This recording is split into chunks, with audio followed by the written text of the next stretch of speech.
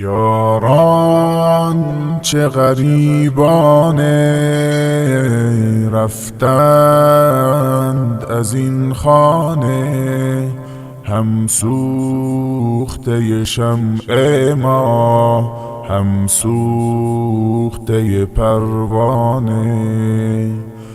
یاران چه غریبانه رفتند از این خانه، هم سوخته شمع ما هم سوخته پروانه. بشکست صبوحامان خون است به دلهامان، فریاد و فغان دارد درد می کش میخانه. هر سوی نظر کردم ویرانه به ویرانه، افتاده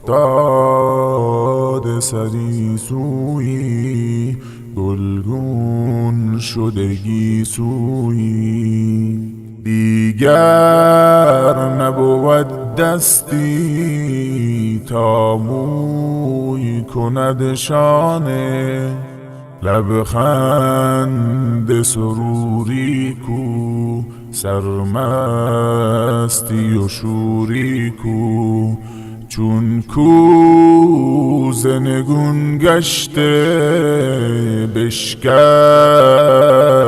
چو پیمانه.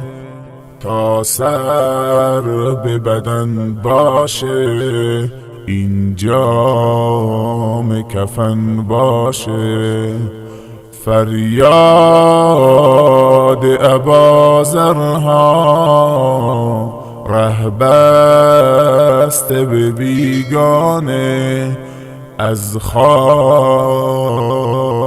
نشان دارد خاکستر کاشانه. آتش شده در خرمن وای من و وای من، ای وای که یارانم گلهای بهارانم. ای وای که یارانم گلهای بهارانم، رفتند از این خانه رفتند و غریبانه. یاران چه غریبانه رفتند از این خانه، هم سوخته شمع ما هم سوخته پروانه. ای وای که یارانم گلهای بهارانم، رفتند از این خانه رفتند غریبانه. رفتند از این خانه رفتند غریبانه.